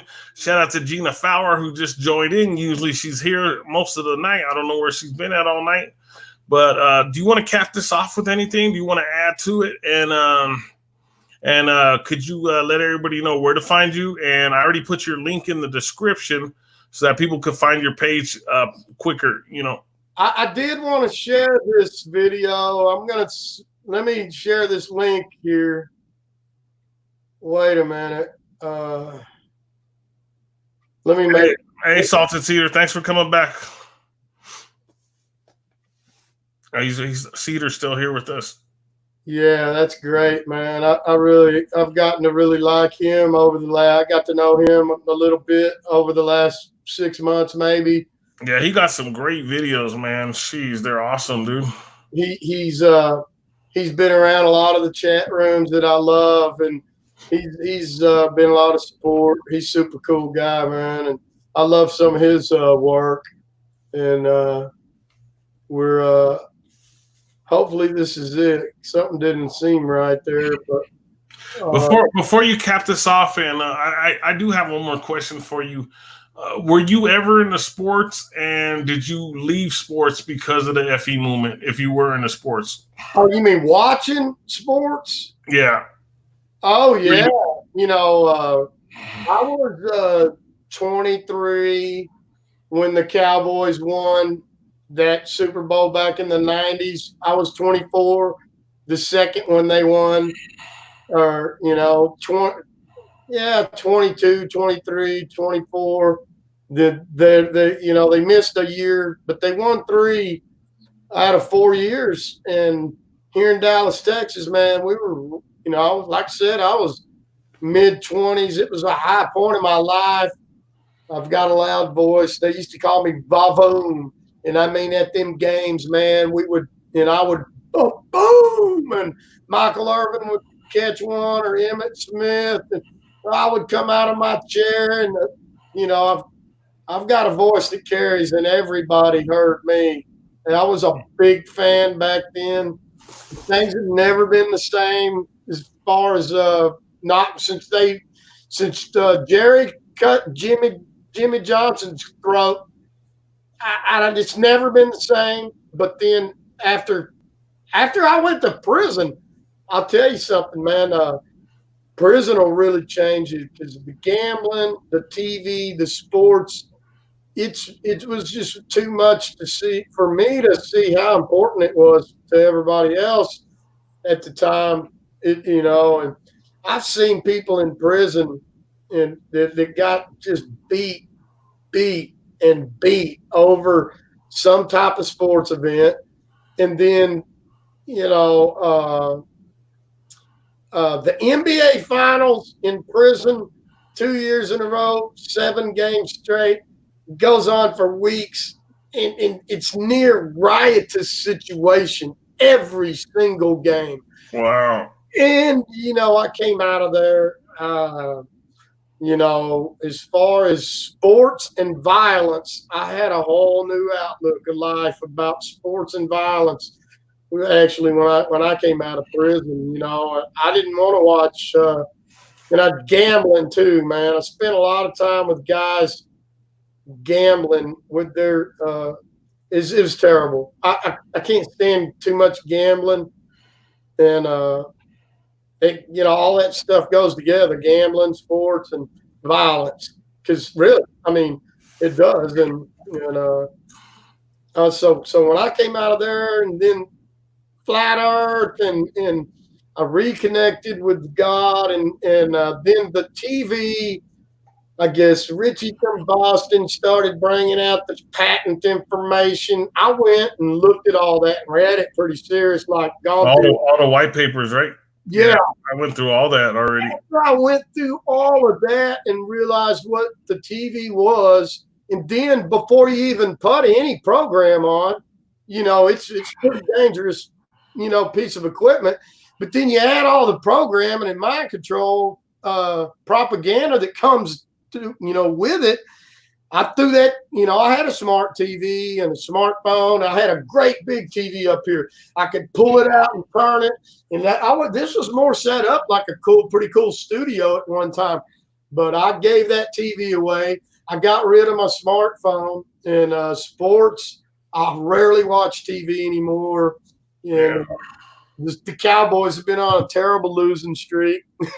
They suck, I guess you could say. I was picking the Cowboys and the Broncos for years, and it just never happened, man. 'Cause I thought that was going to be the next Super Bowl, the big Super Bowl, the Cowboy Broncos. Back in the day, John Elway was one of the greatest. I like the Broncos. It was one of my favorite other teams, but yeah, man. Elway played in the last of the real football, man. After the Elway era, football has not been the same. About the two. See, that's what changed me too. Was that in 2015 when the Broncos won that last Super Bowl, I was getting bagged on by everybody people were saying it was rigged and all kinds. And I'm like, the Broncos dominated them. And then I find out the information the next year about the lawyer who came out about these, that the NFL signed that agreement. Like the WWE, that they don't compete against each other. They're all one team. That just that's when I was getting into flat earth and getting into, Mandela effect and all these different things. And to find out about that, just totally. Man, I used to I love basketball, man. That's a fast paced, love basketball. Yeah. And I played baseball, loved baseball. Growing up, that was my sport to play because I'm a small guy. I was hind catcher. I went to Texas Tech training camps as a kid. I was a pretty good hind catcher here in the city of Irving, which we're close to 250,000. One year in the IBBA, I had, the most throwouts at second base. I led the league. You couldn't steal second base on me because I was trained by college kids and stuff at a real young age. My daddy spent a lot of time taking, but I know I did it for my kids. You got to remember, I'm a coach, man. So yeah, whatever I couldn't teach them, I sent them to professionals. Yeah, my daddy was a huge Celtics fan back when I was a kid. Watched tons of basketball. My father's a big. My father was a college basketball fan, dude. I can't watch any sports no more. I used to watch them all. I can't watch nothing anymore either, man. Just it doesn't even interest me, and I almost feel sorry for people. And I see it. I see these Hispanics that have come into Texas, and I mean they decorate their whole truck. They wear all this expensive NFL garb. Their whole life revolves around it. They paint their trucks blue and silver, and they got giant stars all over their trucks. And it's like, and their whole life is, Sunday afternoon drinking and carrying on watching. And I just shake my head now, and I'm not in that world. A lot of times, that was me. That I was in that world, man. It's crazy. Yeah. Yeah, everything about this has changed me. My cousin that we were just talking about, he told me today he still owes me a Bronco jacket from a bet we had made. I don't bet. I'm not a bettor, but we had made a bet back in the 90s. Hey, look here. Look, I got something to show you because I still got it. And even I got a couple of things here, man, that are actually worth a little bit of money. Oh wow, that's pretty nice, man. That's it's actually got the captain patch on it somewhere. This thing will cost you a couple of $100, man. And I've threatened to sell it, but this is the one right here that was the starter Emmett Smith in front, jacket. And back in the day, it was really expensive, and it's a great piece. I don't wear it anymore. That's a classic right there, man. Yeah, that's the starter, man. That was it's the cat's meow back in the day, right? And, yeah. Trevor's right. He said bread and circus, and the people will stay asleep, and that's what it does. Sports keeps people asleep, and I realized that. I was watching part of the Bronco game yesterday, and it wasn't to watch the Broncos. I wanted to see that quarterback they got, because he kind of reminds me of John Elway. Like I said, football's not real to me no more, because I know that things are set up, but. I never wear that stuff, by the way. I mean, I pull it out like that. I've never worn it in years and years. So, I mean, no, I don't put on my Mike Madonna shirt. I actually found that at a thrift shop for like $6, and it's worth a couple of $100. It had a stain on it that my mother got straight out of it. And, I'm not one of these guys that wears these $200 shirts, but I see these guys, man, they're just decked out with it. They get tatted up with it. They got the stars, a inked on star. It's big here in Dallas with the gangs and stuff. And these gangs, they live and breathe the sports too. The gangs here, they're just. There's something about all these stars and the gangs, and you better not have the wrong star tatted on you when you go to prison either, because there's all kinds of gang. I mean, it just goes, and then it's crazy, man. Like it's big. Yeah, we found out about those stars and the butterfly tattoos and all that stuff, man. All that stuff is going around. I should have known. I wish I would have known about this like 15 years ago, because I think a lot of things would have been changed in my life. But who was the start of my awakening? I hardly ever bring this up. Is I don't know if you remember Kevin Trudeau. They went after him because he put out a weight loss book, and they were suing him. But I remember that. I mean, he had some pretty good scam books going, didn't he? His books were really good, except for the weight loss book thing.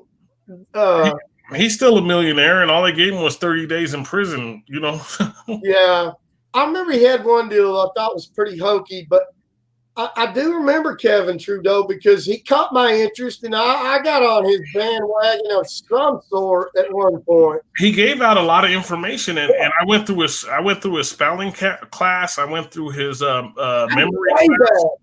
I went through all that stuff, and I was, and he gave out the secret to living longer. That's why I've been on distilled water. I've been on RO, reverse osmosis, non-fluoride. See, all this. I was on all this before the FE movement came around, because of Kevin Trudeau. You know what I mean? Yeah. A lot of people talk bad on him and stuff, but Hey, you can ask old Trevor. Thanks, Truth Matters, right there. He used to come to my house. I've been drinking distilled for pretty good while now. That's all I drink. I'll fast sometimes, and my longest fast has been 10 days, and yeah, I don't have any fluoride, anything around me anymore. And I'll hardly, unless I'm dying, take a bottle of any other kind of water. I carry all kinds of water. And, I take your flask. That's my wine skin. and yeah, it's got distilled water in it right now. Everything I've got probably about 15 5-gallon jugs and tons of glass, but glass is so expensive. And Trevor's making a couple good points here. He says that the NFL is licensed entertainment. That's what I was getting at. That's why the lawyer is no longer, because he came out and told everybody that the NFL, all the sports leagues are entertainment leagues, like the WWE. And then he said Russian Vids is one of the ones who woke him up. And Russian Vids was one of my main guys too. Yeah. Back in the day, yeah, it was. Russian Vids had great video, man. You were locked into his videos. He had so much good information. Yeah, that was one of them I didn't mention. When you were asking me earlier about, back in the beginning of a lot of this true stuff, Russian Vids was great. My favorite movie, is They Live. I've got John Carpenter's. I've got a set of John Carpenter's stuff. He's one of the biggest occult, Hollywood producers ever. But I love some of his stuff anyway. But They Live gave us a lot of nuggets, man. A lot of crumbs, man, to look into. We didn't know back then, but now we look back and we're like, wow, they gave us a lot of information that we're using a lot of that information now. I went back and have watched the movie again just to get some more details out of it. Yeah, I've got it sitting right here. I watch it regular. I don't know how many times I've seen it now, man. It's, up into the hundreds, I'm going to venture to say. I've seen They Live a lot, man, now. And I don't know who to thank for that because I never really got into that until, it wasn't like I was watching They Live, or understand. I would never even understood it other than it being some crazy sci-fi. I wouldn't have got it. Do you know where we really saw MK Ultra is? I don't know if you watched this as a kid, but I did several times. I thought it was one of the best. This is when I was still under the mind brainwash thing. Was the Clockwork Orange. That's where the MK Ultra, where they actually showed it to everybody. Orange. A lot of people aren't aware. It's 33. Yeah. Yeah, but it also. Or a lot of people know orange is 33, but what a lot of people don't realize is that the color orange in the occult is about sodomy. And oh wow! So you think about that real hard about that movie now, Clockwork Orange. It's all this mind control, and they're raping everybody and all that. And yeah, the occult recognizes the color orange. It signifies and symbolizes sodomy and mind control. And, so Clockwork Orange, that just the name Clockwork and then Orange, it's super occult right there. I mean, there's so much going on in those two words, what Kubrick is trying to that message he's sending. It says a mouthful, a whole sentence of stuff right there. And that movie, I used to scratch my head. I didn't understand much about it, but yeah, that's a great one. And I've always now, Kubrick and both Carpenter and Kubrick are two of my favorites. But man, it's really dark stuff, it's really dark. Like, Once I went back into the Bible and I won't watch the movie again, but there's so much information that they put into that movie.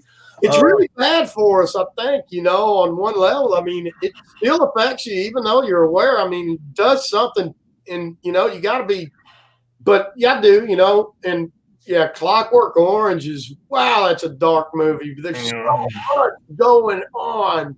Occulted stuff hidden right there in plain sight. Just like Netflix, man. That thing is so dark. Once there's like one or two shows that I might watch on there, but there's so many dark shows on there. Every time you go on there, there's another dark show. Yeah. I really don't watch TV. Like I said, I love my cowboy shows because they were made in the 50s, 60s, 70s. I think it's the only thing I'll watch if it comes to TV. I haven't watched a new movie in years. The only thing I watched was The Mandela Effect because everybody in the community was watching that.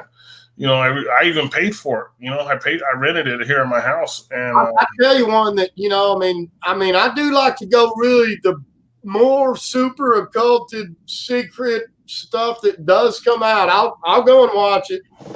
Usually recommended by somebody else and telling, hey, the latest one that I've really sit down and watch that, I'm not advising anybody but this here will really blow your mind. Is The Man in the High Castle? It's over on Amazon. I seen the commercial for that, and the color on that looks creepy. It's all about the Mandela. It's quantum. It's a lot of quantum. It's on what again? I seen the commercial, but it's on what? It's on Amazon Prime. Okay, I got that now. Yeah. Yeah, it'll take you, but once you start, man, I mean, it's all about kind of time travel, and the Nazis make this portal. It's about several different kind of, let's say, kind of like timelines running, and there's these different there's these kind of different realities going on that, where the Nazis won the war and the Japanese, but actually they didn't, and then, or things could be different, and these people are traveling through this Nazi time portal.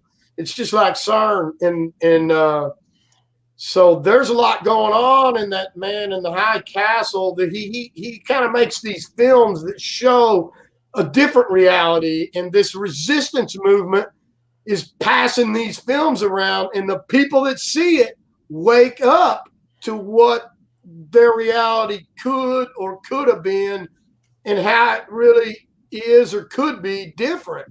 Yeah, even the people, there's still a lot of people that wake up that still, they say they're awake, but they don't understand the FE movement. You know what I mean? Like, I just don't get that. You know what I mean? They understand, that the system is rigged, but they don't understand that they don't understand anything about the FE movement. They still believe everything the TV says. And every time somebody says they're awake and they're telling me they're still listening to rappers on TV or doing this. Look at where we're at. Look at the conversation we're having, the topics that we're talking about, the open-mindedness that it took us to get here and have this conversation. I mean, we're on a level these people can't imagine, man. They think, they have this ability to flip everything upside down and backwards, and it's all you, man. It's me. And they are completely controlled, They are, man, and it's amazing. Even my cousin, the one I keep mentioning, not my cousin that was on the show, but my other cousins, he tries to tell me that, or it's my older brother. He tries to tell me that the Mayan map of the Earth is heliocentric. The Mayan map of the Earth is a flat model. Yeah, I've seen it. I've never. But he constantly says that he's been there, and he's seen that they have a heliocentric model of the Earth. One of my best friends, he's like, I don't see why you don't watch Ancient Aliens to learn all this stuff for the knowledge. And I'm thinking, dude, I went through Sitchin, because that's all it is Zachariah Sitchin theory, all this Anunnaki business. And I'm telling, man, that's just a bunch of parallels. It's a blasphemous retelling of the Bible and everything going on there. And I've already learned all these occult secrets that they're revealing to you, and gone even way past that. And there ain't, you don't get it, man. They got nothing for me on ancient freaking aliens. And I'm just laughing. I go, that Sitchin theory business is something that I think I went through 4 years ago, man. I've already, they don't have any new information for me. I've blown by that, and he just don't get it. And he's been to Peru a few years ago to the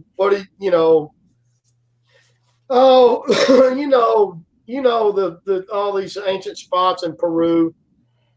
And I guess, he thinks by watching And what channel does that come on? History? The History Channel, number 36, I think.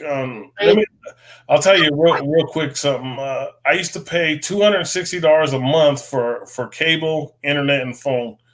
That's when I was in this Matrix thing. And once I was released from this Matrix simulation, whatever somebody wants to call it, I don't know what.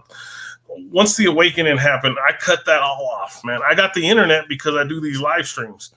But as far as TV goes, I got 4 channels like when I was a kid, and I'm lucky I have MeTV because that's where my westerns come on. But as far as I was paying $260 per month to watch cable, to have cable, HBO, and all these indoctrinating TV shows, and my mother, she's in there, undoubtedly watching some old Turner classics right now, and she's got this glazed over look, and she watches 24/7.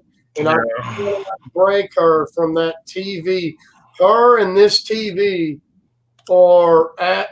it's gotten to a super unhealthy level in my mind, in my eyes. Yeah. She absolutely doesn't see it. She thinks I'm not. And I've been waiting for the day her to try to liberate herself. And I want, hey, let's take this thing, let's throw it in the street, and then better than that, let's bust it so nobody else can pick it up and get mind controlled with it. Remember Joe did that on his live stream. He busted his TV. He took his TV outside and beat it with a bat. Who did? Joe in California. Joe, I can't remember what his last name is, but he did the same thing. He busted it up with a bat, man, in front of everybody. Was it Embriano? Joe Embriano? Yeah, something like that. Yeah. Yeah. I love that guy, Joe Embriano. Yeah, he goes off, man. He goes. Fullerton Informer. The Fullerton Informer. That's him. Yeah, I didn't see him do that. Yeah, he took his big old screen TV outside and just beat that thing. Oh, that's great, man. I miss that because I tell you, man, I do. I watch him quite a bit, man. I love him. I love his rants. He's just a straight, they don't get much better than Joe. I love Joe, man. Yeah, I watched a lot. I was watching his videos every day. I was like, you mentioned something earlier that you were in the chats, but you never commented for a long time.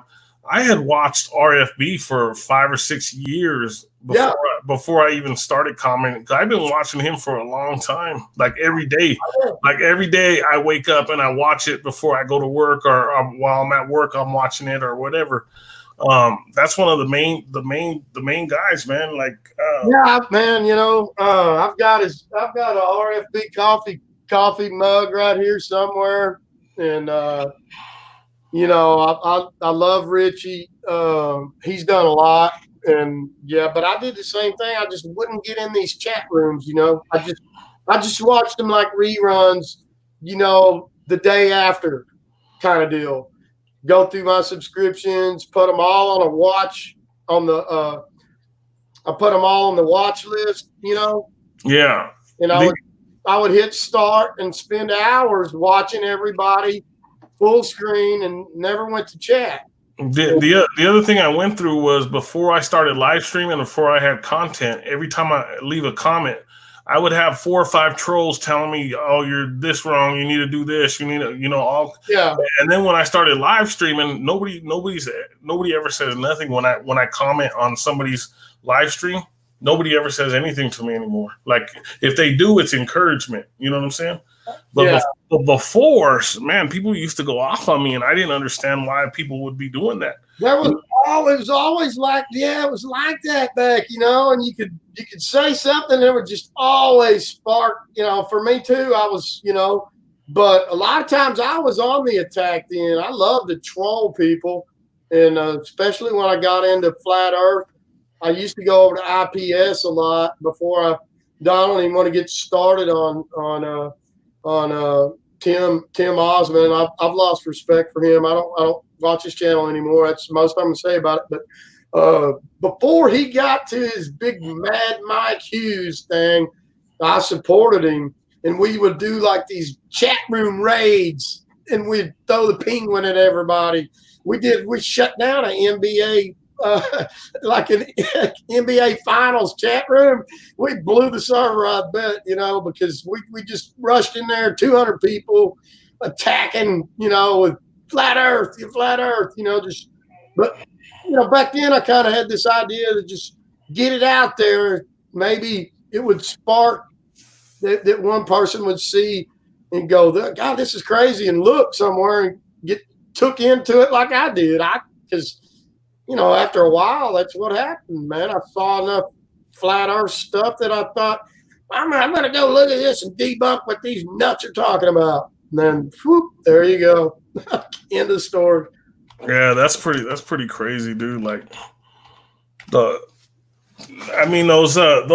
raids are good if you got a good team and you send them over to help people out. But like when they're there to attack, it's kind of hard because man, we would all come in there, just stringing penguins and screaming flat Earth basically in a chat room, and it just nobody else in the chat room could say anything. There were so many of us, and they were trying to talk about the basketball game. I remember just stuff like that, and it was fun. It was really fun. It was a lot of us, and it was a lot of laughs. But it sounds like a good time, man. I don't remember those days there, but like I said, I was on his show several times. Like I said, I always had a problem every time somebody put their number up, said call in. I would just call in, and just talk to people, because I wanted to talk about the FE movement. So yeah, I would do it. But all right, let's wrap it up, man. We've been on for a little over 2 hours. So give me your last. We tried to cap it off a little earlier, but it's always not going again, man. Let's go a little longer, but no. But go ahead and give me your last thoughts on everything, and we'll get out of here. And then we'll plan on some other streams down the road. Well, I want to start doing some more.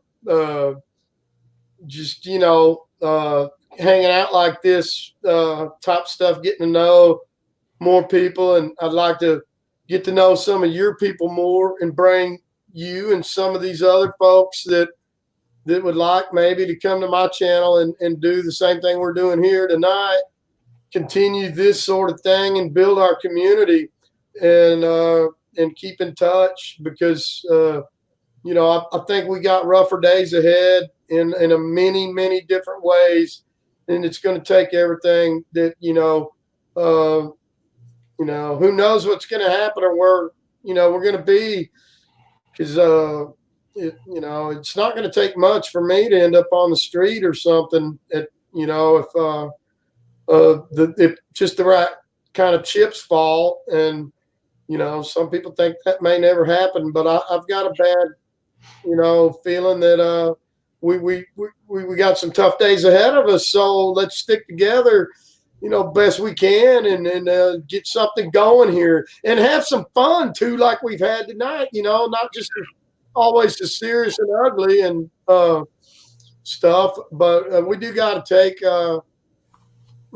ourselves and the Lord Yahshua HaMashiach. We got to take him serious and realize that our days seem to be getting short, and then there's things just over the flat horizon, that's coming to us live, soon, and so we got to keep vigilant watch, and that's that's kind of what we are as watchers now, in ever since we're watching this big clock tick down to the final end days, and it looks like I feel like we're going to be part of that. So, I want to be here to give testimony to how great y'all were, and hopefully we'll all gain favor in the Lord God's sight, and he'll give us the kingdom, the keys to the kingdom, and that's what our ultimate goal really needs to be. Prayer for it every day, huh? Amen. And so that's my main thing there, is that that we try to grow in that direction, closer to the Lord, and try to listen to the Holy Spirit and hear what he's trying to tell us, man. So we sure can't look up and see it very well. That's a whole different story. I know you're talking about the confidence trails. No. Yeah, that was yeah. No thanks. We didn't even get into that story. That we didn't get it because I film a lot of I filmed a lot of that stuff too. But that's a whole nother good show probably right there that we could get into some of that, but we won't do that now. So Trevor, thanks. Truth matters. Good night. Thank you for being here, man. You're awesome. He put Ike and Mike like the candies. Ike and Mike like the candies. Ike Diaz live. So I'm gonna wrap it up real quick with Cartoon Ball. I want to thank you for coming in. It's been amazing having you as a co-host tonight. Like I said, the first time is always get the questions out. Next time we come on, it'll be more like a back and forth conversation like we have for the last 20, 30 minutes, and it's been good. And it's right. It's true. We put our seriousness in, and then we laughed a little bit. So we had a good time. It was I think we had an awesome live stream. In my opinion, it was awesome. You did great, and I appreciate it, man. I'm grateful that you're here, and I can't wait till we do it again, man. We got to just keep rolling with this while we got the opportunity. Keep rolling. Yeah, this right here is what it's about. All these years that I've been sitting around, man. So this means a lot. I really enjoyed it. And it was an honor and a privilege to be on your channel, Ike, and man, I got nothing but love for y'all over here. I appreciate it, man. Thank you, and I feel the same way. Sending your way, man, because like I said, I'll keep sending people over too, so that we help each other build and grow. Because that's what it's about. I'll have you on my channel, and okay. I want some of my folks to hear some of your. You got a really great story that I'd like to kind of. I'd like for some of the folks that I know to hear what you've been through, because you've been through some wretched business out there, tough life. One of the craziest stories that a sad, it's a wild story you got. So I want to bring that to my channel and introduce my, Yeah. I don't have anything big or nothing either. Small channel. So there's one. I'm growing. Yeah, I got a couple thousand subs, but they came over from the station, so they're not in the FE community, so I'm still building that part of it up, Yeah.